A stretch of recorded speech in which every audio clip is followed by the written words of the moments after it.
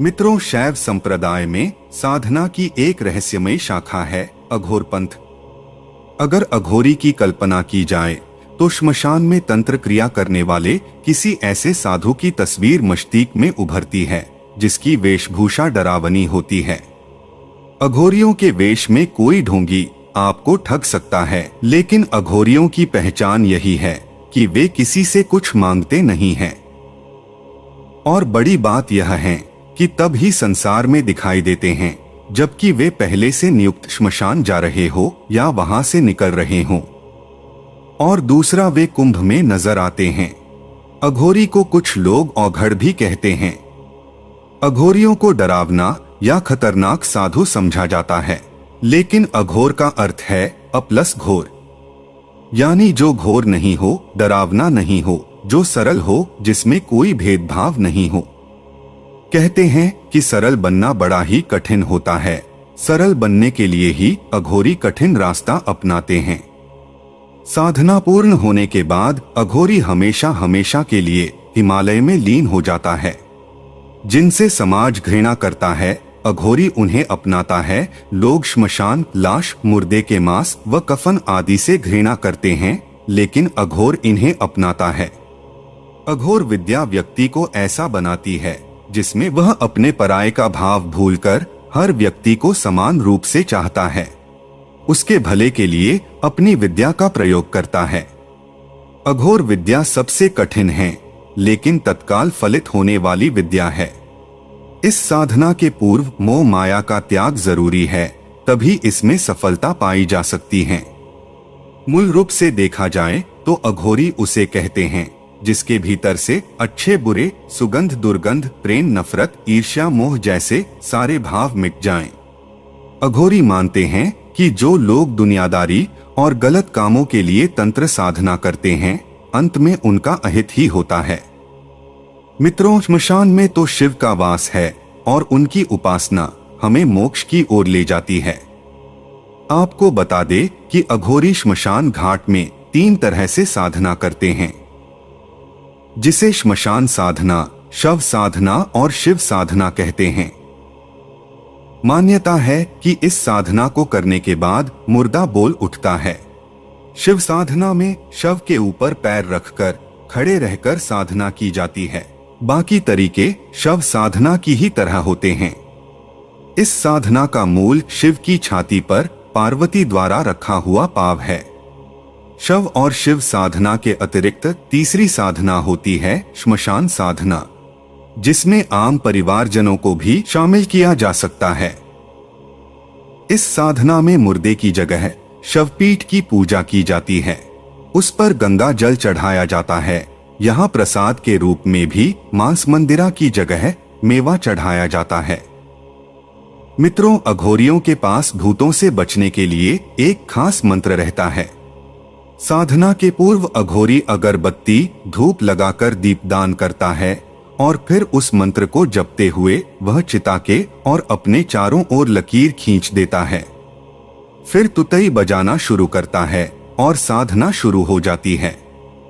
ऐसा करके अघोरी अन्य प्रेत पिशाचों को, चिता की आत्मा और खुद को अपनी साधना में विघ्न डालने से रोकता है।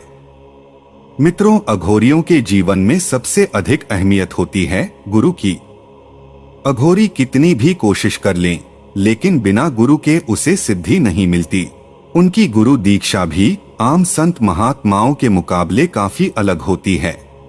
अघोर पंथ में पुरुष और स्त्री दोनों ही दीक्षा ले सकते हैं, लेकिन उन्हें अपने गुरु पर अटूट विश्वास रखना पड़ता है। अघोर पंथ में दीक्षा 3 प्रकार की होती हैं। पहली होती है हिरित दीक्षा।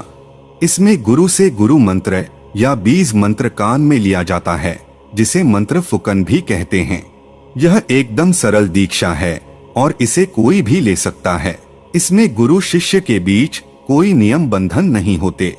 अधिकतर अघोरियों को यही दीक्षा मिलती है। दूसरी होती है शिरित दीक्षा। इसमें शिष्य से गुरु नियमानुसार वचन लेते हैं और उसकी कमर, गले या भुजा में काला धागा बांधते हैं। पुरुष की दाईं और स्त्री की बाईं भुजा में धागा बांधकर बीज मंत्र दिया जाता है। फिर गुरु अपने हाथ में जल लेकर शिष्य को आचमन कराता है। इसमें गुरु शिष्य के बीच कुछ नियम होते हैं जिन्हें गुरु निर्धारित करते हैं। ये नियम बहुत जटिल भी हो सकते हैं। तीसरी होती है रंभत दीक्षा। अघोर पंथ में इसके नियम भी बहुत कठोर होते हैं। गुरु भी रंभत दीक्षा बहुत ही विलक्षण लोगों को देता है। इस दीक्षा को लेने वाले शख्स पर गुरु का पूरा अधिकार हो जाता है। सिर्फ गुरु ही दीक्षा को वापस लेकर शिष्य को अपने बंधन से मुक्त कर सकता है। गुरु रंभत दीक्षा देने से पहले शिष्य को कई कसौटियों पर परखता है। इस दीक्षा के बाद ही शिष्य सही मायने में गुरु के संप्रदाय का असल अधिकारी बनता है। उत्तराधिकार प्राप्त शिष्य भी इसी श्रेणी के होते हैं। यह दीक्षा तभी सफल होती है जब शिष्य को अपने गुरु पर अटूट विश्वास हो।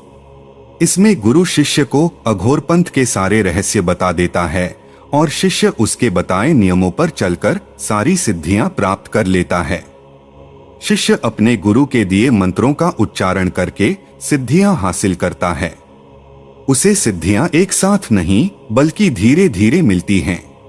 वह जैसे जैसे साधना पथ पर आगे बढ़ता है उसे शक्तियां मिलने लगती हैं। साधक को कुल 18 सिद्धियां मिलती हैं। आइए जानते हैं कि ये सिद्धियां अघोरी को कौन सी शक्तियां देती हैं। सबसे पहले रक्षण शक्ति मिलती है।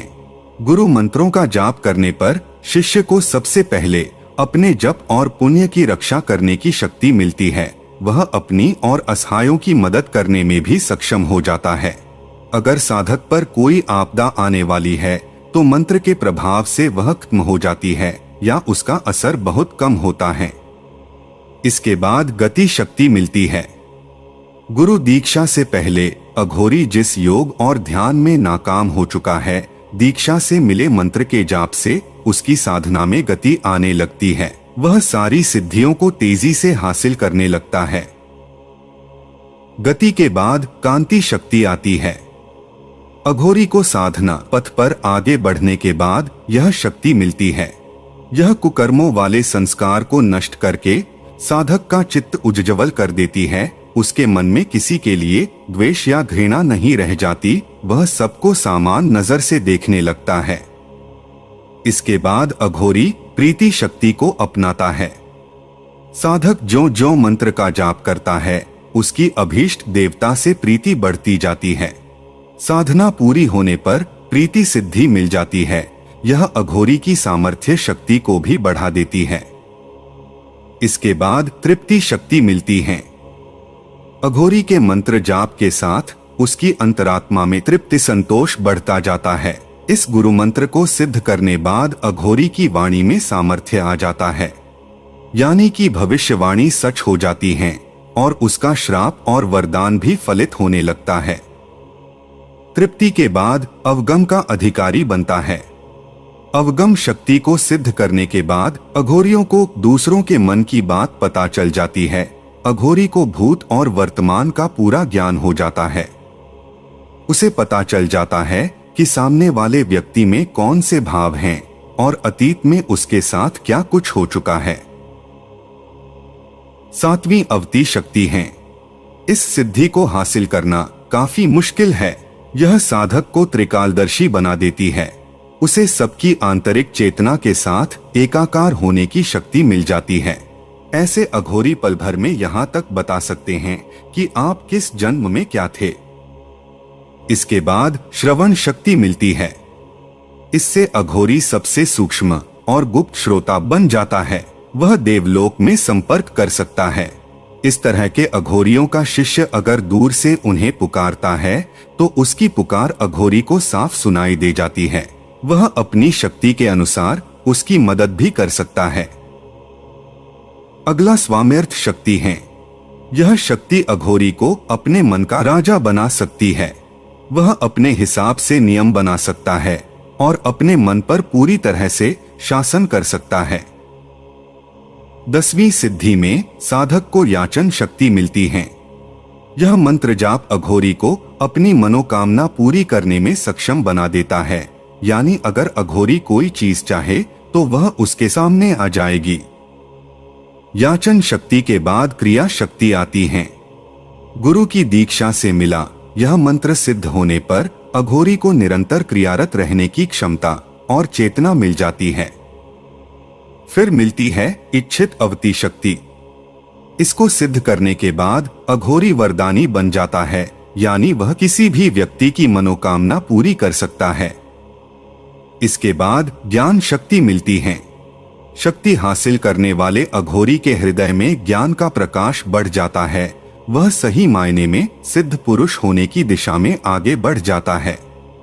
दीप्ति शक्ति के बाद मिलती है वाप्ति शक्ति।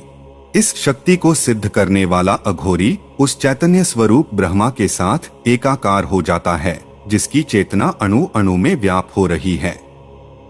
इसके बाद आलिंगन शक्ति मिलती है। इस शक्ति का मतलब है अपराय नापन विकसित करने की शक्ति। इसे सिद्ध करने के बाद अघोरी के लिए अपने पराये का भेद मिट जाता है। उसे पूरी दुनिया अपनी लगने लगती है। आलिंगन के बाद आती है हिंसा शक्ति। इस सिद्धि के नाम से लगता है कि यह अघोरी को हिंसक बना देती है, लेकिन ऐसा बिल्कुल नहीं है। असल में इस सिद्धि से वह दुष्ट विचारों का दमन करते हैं। वह अपने साथ ही दूसरों के मन का अज्ञान भगाने में भी सक्षम हो जाते हैं। इसके बाद दान शक्ति मिलती है। अघोरियों को जब दान शक्ति की सिद्धि मिलती है तो वे पुष्टि और वृद्धि का दाता बन जाते हैं। फिर उन्हें कुछ मांगने की जरूरत नहीं पड़ती, वह खुद ही किसी को कुछ भी दे सकते हैं। चिंताओं से मुक्त करती है भोग शक्ति। प्रलय के दौरान सब कुछ महाकाल में लीन हो जाता है। सामान्य आदमी इस विचार से ही भयभीत हो सकते हैं, पर यह सिद्धि हासिल करने वाला अघोरी स्थूल जगत को अपने में लीन करता है और ऐसे ही तमाम दुखों चिंताओं से ऊपर उठकर मस्तमौला बन जाता है। आखिर में मिलती है वृद्धि शक्ति। यह सिद्धि हासिल करने वाले अघोरी में प्रकृतिवर्धक और संरक्षण की सामर्थ्य आ जाती है।